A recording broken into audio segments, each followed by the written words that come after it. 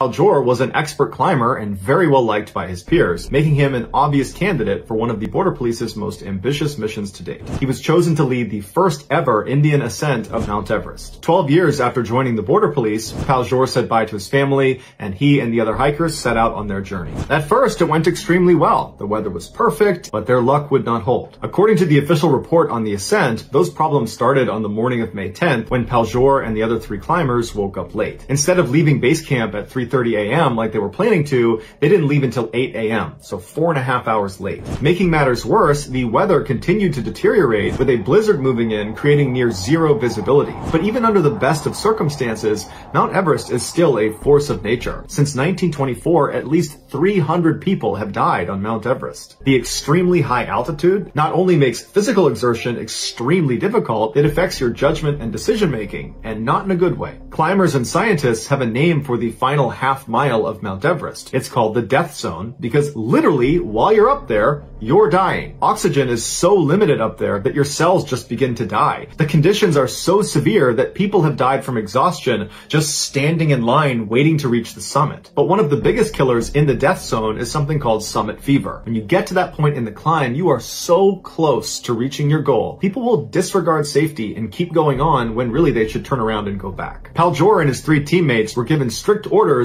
to turn around at 3 p.m. if they had not reached the summit yet. But because of their late start, when 3 p.m. rolled around, they were not at the summit, they were in the death zone. One of the climbers who was with Paljor was the commander, and so at 3 p.m. when they were supposed to stop and turn around, he was at the very back of the climbing stack. And so he stopped and he yelled up to Paljor and the others and tried to get them to stop too so they could go back down, but either they didn't hear him or they just ignored him. And so the commander, after waiting for a few minutes, knew he had to go back down, and so he turned and began the descent. About 30 minutes later, the commander's radio crackled on again, and it was Paljor and the others, and they were informing him that they were going to make a push for the summit. They were about an hour away. And the commander said, "Stop, turn around, I'm ordering you to come back down. The weather is only getting worse." But whether they were suffering from summit fever or overconfidence, we don't know. But regardless, they refused. The commander just continued down the mountain. But 2.5 hours later, his radio crackled again, and this time it was Paljor and the others saying they had made it. They were standing on the summit of Mount Everest. The men had not just set a record for India,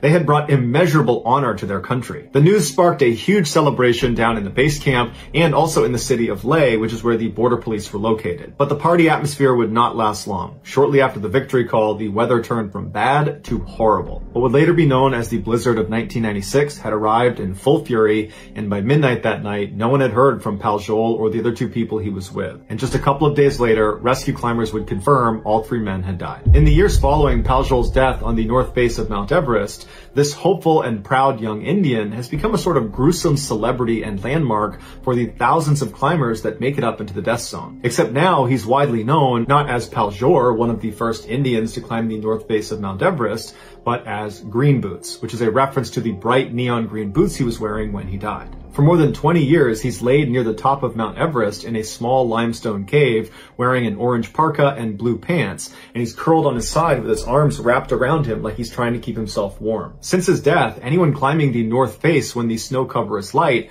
would literally have to step over his body to get to the top. But Paljor is not the only dead body on Mount Everest. There are over 200 other dead climbers littering the slopes of the world's highest peak. It's just too dangerous and too expensive to try to get them down, and so they stay wherever they died. Which means if you climb Mount Everest, you will literally be climbing over dead bodies on your way to the summit. But of all the bodies on Mount Everest, the most famous by far is Paljor. Here is an image of Paljor, aka Green Boots. Just know that I really appreciate your support, and until next time, that's going to do it. See ya.